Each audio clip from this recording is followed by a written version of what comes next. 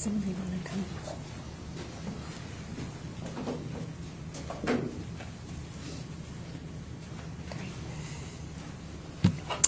Good afternoon. I'm Emily Gunderson, Communications Director here at the City of Savage. Thank you all for being here today.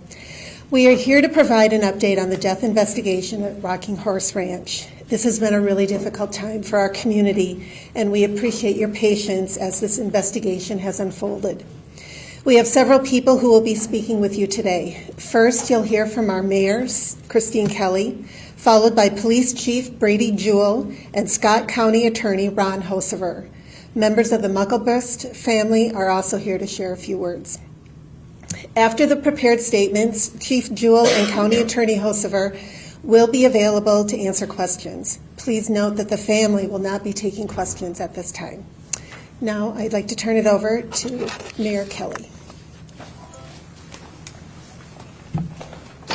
Thank you, Emily. Today marks a significant step forward in a case that has weighed heavily on our community for the last 4 months. While nothing can undo what has happened, this arrest brings us closer to answers and accountability. I want to thank Chief Juul and our entire Savage Police Force for their tireless work on this investigation. Our thanks also go out to the Scott County Attorney's Office and our law enforcement partners for their tireless efforts in making this happen. This kind of work takes patience, expertise, and dedication. And we're grateful for everyone who stayed committed to finding the truth. Most importantly, however, we recognize the family who has endured an unimaginable loss and has waited for this day. Our community has held you in our thoughts throughout this difficult time. We hope today's announcement brings you some measure of closure. Thank you, and I will turn it over to Chief Juul.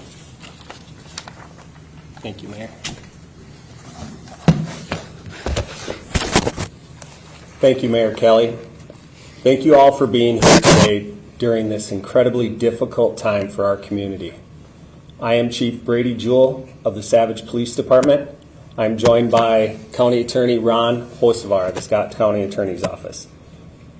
Members of the Muklebust family, police staff, and detectives as well of our investigations unit. Here at the podium, we stand united in grief, resolve, and commitment to justice. Today, we come before you with heavy hearts to announce that an arrest has been made in the tragic death of 11-month-old Harvey Muklebust at the Rocking Horse Daycare. The individual arrested is Theah Russell, born February 3rd, 2007, an 18-year-old employee of the daycare center. She is currently being held in the Scott County Jail facing charges of second-degree murder and additional related charges. This arrest follows an intensive, more than 3-month investigation led by Savage Police Department's investigation team who are here today. They were directed by Sergeant Andrew Dames. We are fortunate to have exceptional partnerships and support from numerous agencies whose expertise was absolutely instrumental. The Minnesota Bureau of Criminal Apprehension for crime scene processing, homicide detectives, and laboratory analysis. The Hennepin County Medical Examiner's Office.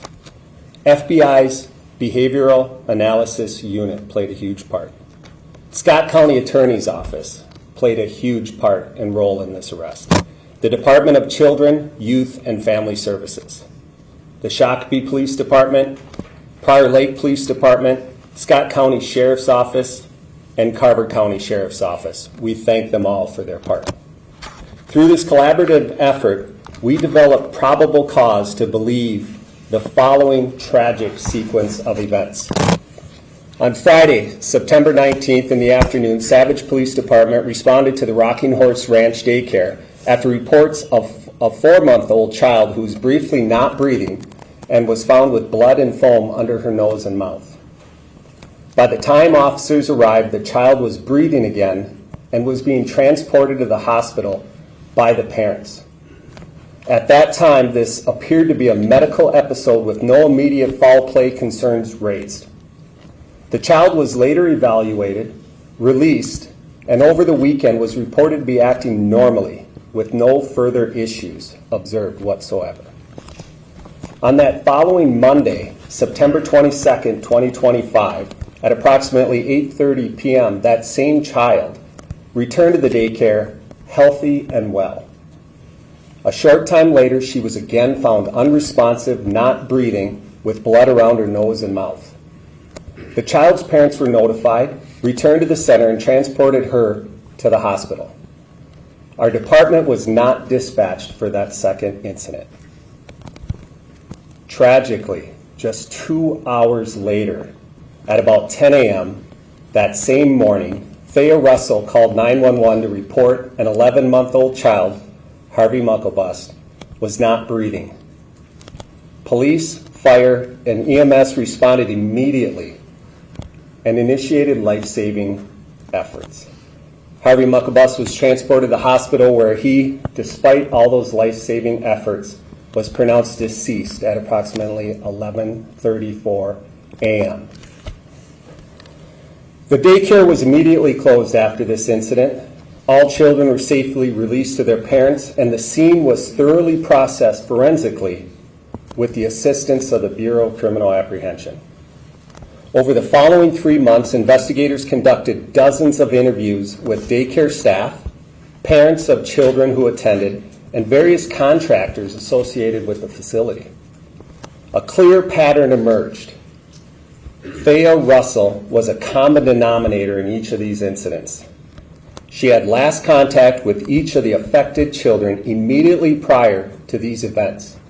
Notably, she had only been employed with the daycare for 3 weeks at that time. Her behavior and actions at the scene immediately raised suspicion, drawing investigative focus to her as the primary person of interest. Investigators conducted an exhaustive review of Theah's background, including in-depth interviews with family members, friends, previous employers, and other personal contacts. This revealed a documented history of attention-seeking behavior, including her making multiple 911 calls, reporting nonsensical incidents, and simply hanging up. Also learned were past incidents involving starting fires at a church camp and erratic behavior toward other children. Based on the totality of the evidence in this 3 months investigation, we had probable cause to believe Theah Russell intentionally suffocated these children on 3 occasions to seek attention, and that third incident tragically resulted in the death of Harvey Muklebust. During questioning, Theah confessed to intentionally suffocating the 2 children in an attention-seeking act. Yesterday at approximately 9:15 a.m., Theah Russell was arrested, leaving her home. She was transported to the Savage Police Department for questioning. During the questioning, Theah confessed to intentionally suffocating the 2 children in an attention-seeking act. She provided detailed descriptions of how she carried out the attempts against the life of the first victim on 2 separate occasions, and she confessed to the murder of Harvey Muklebust. For the sake of both of the victims and their families, I'm withholding the specific details she admitted. There will be outlined in the pending formal complaint.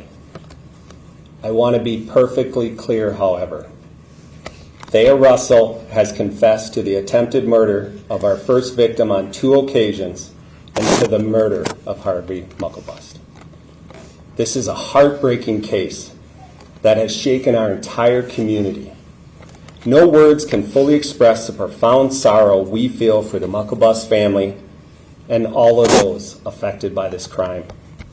Our thoughts remain with Harvey's loved ones, and we are committed to supporting them through every step that will undoubtedly be a long and difficult journey. With that, I will now turn the podium over to Scott County Attorney Ron Hosevar for comments regarding the prosecution.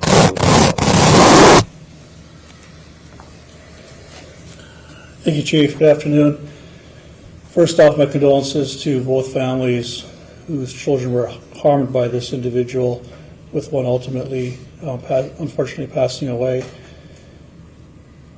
Obviously, a terrible situation where these children were placed in an environment where their safety and security is supposed to be taken care of, and this individual violated that in the most egregious way. My compliments to the investigation in this case, the Savage Police Department, BCA, the FBI, and all the other agencies that you heard Chief Brady talk about. It was an extensive, exhaustive investigation which the truth came out. And it's due to their efforts that we're able to go ahead and prosecute this case. My office is currently working on the complaint, working on the charges. We anticipate that we'll have charges filed by tomorrow, close of business, with a bail hearing most likely happening Friday morning. It will be available, myself and the Chief will be available for some questions afterwards. But at this point, and as Chief Brady indicated, that the family does not want to take questions, but Julie, I believe Harvey's grandmother, would like to say something.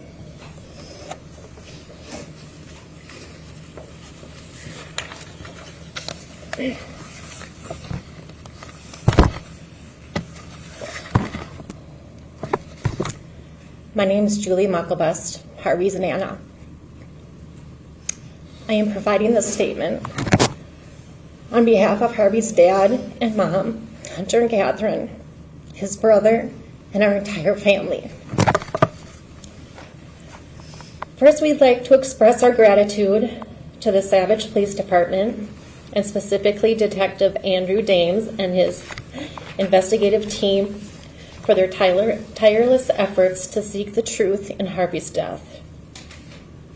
We appreciate the time, care, and compassion you have given our family.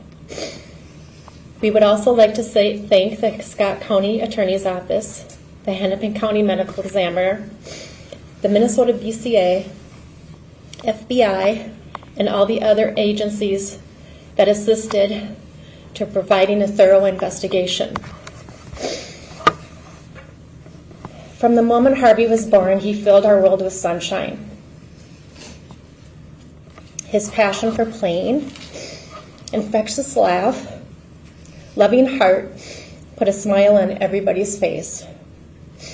Just 5 days shy of his first birthday, he was on the move, crawling, climbing up the stairs and sliding back down, and learning to say mama and dada.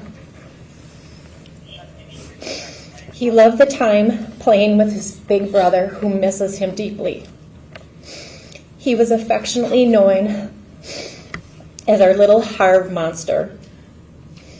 Harvey was such a blessing to our family, and his death has left a tremendous hole in our hearts. Harvey's fingerprints are on my sliding glass door, and his drool stains still show on his crib sheets. Those are the little things that I'm not ready to wash away.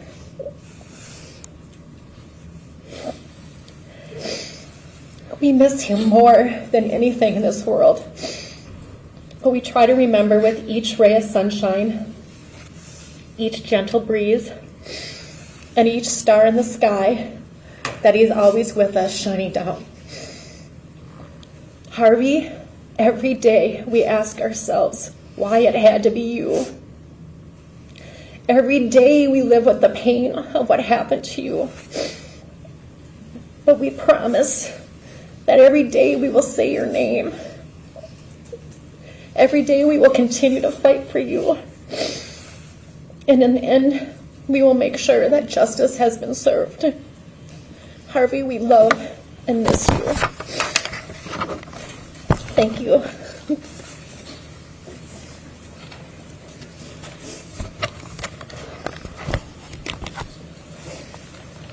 Again, currently the family does not want to answer any questions from the media or for the public. So out of respect, they're going to now leave the press conference. Scott County Attorney Mike Hosefar, myself, and the mayor will be here for any questioning if you guys have questions. We'll make the time for it now. I just want to say again, off script, that this murder, an attempted murder of another child, deeply affected our community like nothing we have seen in the past. Our pursuit of this justice in this case took a long time, and we understand that's frustrating for people. But we were not stopping until we got to the bottom of it. This case was extremely difficult, with thousands of hours between all the adjoining partners putting into this and interviewing people. This has taken a mental toll on our unit. Anytime the senseless loss of life of such an incredible young boy. And we, meaning myself and the Scott County Attorney's Office, this case isn't done. Our investigation continues, and we will do everything we can for a successful prosecution in this case. This person should never, ever again be free to harm another child. With that being open, we're open to questions. Yes, Karen? Or Mr. Hosefar, will Rocking Horse face any charges? Is there an investigation into the child care facility? The question was, is Rocking Horse facing any investigation for criminal liability? The answer is no. At this time, we do not have a case against the owner or anybody there. The case, I believe, is still with Family Services, who holds the responsibility of investigating daycares, and the case is with them. But at this time, we have not any investigation into the owners or the daycare. Chief, I know your team has been working really hard on this for days and months. If you could talk about how many times you talked to her before yesterday when she said those things to you that broke open this case. Talk to me about that and what that moment was like. Were you in the room with them? So the question is, how many times did we interview Theah? I can say that I've never interviewed her. I've never met her. But our investigations unit did speak with her several times during the course of the investigation. I'm not able to give an exact number, but it was multiple times. That moment, though, when your detectives came out and told you what she had said, what was that like for your department? This case has taken an emotional toll. And after her arrest, I'm not sure what changed, but when we had the confession, I can't tell you inside on a case where someone's denying something and then confesses, admits to what they did, there's extreme elation. Mostly, we felt that we were going to be able to tell the family what happened because they didn't know. And that's an incredible feeling. I don't want to say of joy during such a tragic incident. Relief and a sense of accomplishment came over our entire investigative unit once we had that confession. Did Ms. Russell show any remorse or anything? I'm not going to speak to that. I think that'll come out in the course of the trial, whether she felt remorse or not. I don't want to speak to how she felt. I can tell you that our investigators were just amazed every time they talked to her. And just, again, as I said in my statement, she was a person of interest from the very beginning due to the way she acted. And I won't go into any more details because you'll see some of those in the formal complaint. Through your investigation with all the other agencies and such, was there any indication of a history of mental illness that came up? I cannot speak to that either. I'm sorry. The question was there a history of mental illness that we saw? And I cannot answer that question. Go ahead. If she had any other previous employment where she was around children? The question was, did Theah Russell have any previous employment where she was around other children? Yes.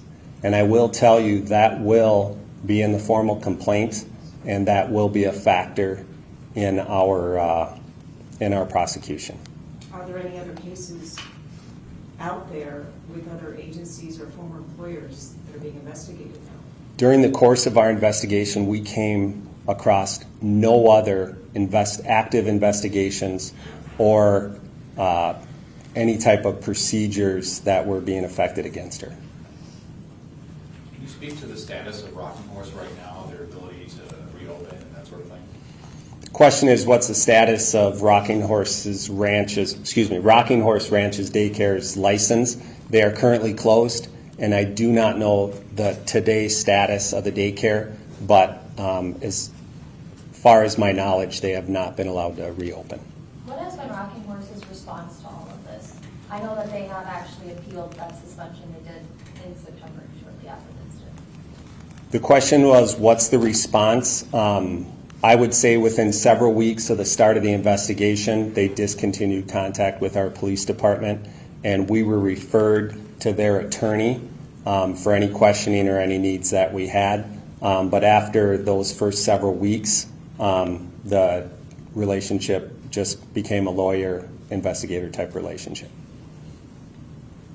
Chief, and maybe I missed this, and my apologies if you said, what led to the arrest?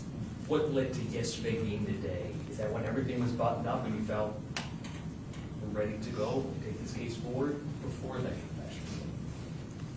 A summary of the question is what led to the arrest yesterday and why yesterday? There's no one answer. I will refer to the county attorney's formal complaint you're going to see, but we felt that after 3 months of an exhaustive search, we had had enough, and we had enough to formulate that probable cause for the arrest. There is no one thing. It was a culmination of timing in this investigation, evidence coming back from sources that take 6-8 weeks, strategizing, personnel, the availability of the county attorney and their office to be present and during the investigation. And we had set the plan. This was the day we felt we had enough. And I will say, in my 31 years of law enforcement, this was the best executed arrest, questioning, and takedown of a murder I have ever seen. I'm extremely proud of my department's investigative unit, my staff, and the relationship we have with the county attorney. I cannot say enough how much our partners in law enforcement helped in the FBI Behavioral Analysis Unit, the FBI's regional office, and the BCA homicide investigators. They all were crucial partners in this investigation. I will not stand up here and say it was our department alone. I will say the efforts of Sergeant Andrew Dames and his team, I've never seen anything to match that. It was incredible. One more question. You had said with the second incident of the 4-month-old that police were not dispatched. Were police called? Did Rocking Horse or anyone call 911? The question is the first victim, the second call. Because of the proximity to where the child was dropped off and the incident, we believe that they felt at that time it was a medical thing, and they handled it by calling the parent, who came back very quickly, grabbed the child, and then took it for further medical examination. We believe that's the reason why we were not called. We felt that they probably followed their procedure, but we're not sure why we weren't called, but we were not. Did Rocking Horse have any surveillance inside their facilities or outside their facilities that was a part of the investigation? Question is, did Rocking Horse at the time of this incident have any surveillance cameras inside? No, they did not. This area was not under surveillance. Just that about for Ron, you mentioned a little bit, as you're working on the complaint, she's held on second-degree murder now. Could you talk about the charges you're working on? What will they be? We're looking at second degree unintentional right now. For Harvey, we're looking at several counts of first degree assault on the other child. And again, as we indicated earlier, this is still an ongoing investigation. There's still things that need to be tied up. I looked at it, obviously this went on for months, it's extensive. We're still getting paperwork to my office, have it gone through by the prosecutors, and come up with the appropriate charges. So, as you know, by covering criminal law for quite a while, it's very fluid. Depending on the information we get, those charges may change at any time. But right now, we're looking at second degree unintentional for Harvey and several counts of first degree assault on the other child. Would you rule out attempted murder for the other child? Nothing's ruled out yet. I'm just going on based on the information that I have right now. Like I said, we'll review the complete investigation once it gets into the office, and we can always, regardless of what we file tomorrow, those charges can always be amended. So, but that's what we're looking at right now. Any other questions for anybody up here? Okay. Thank you.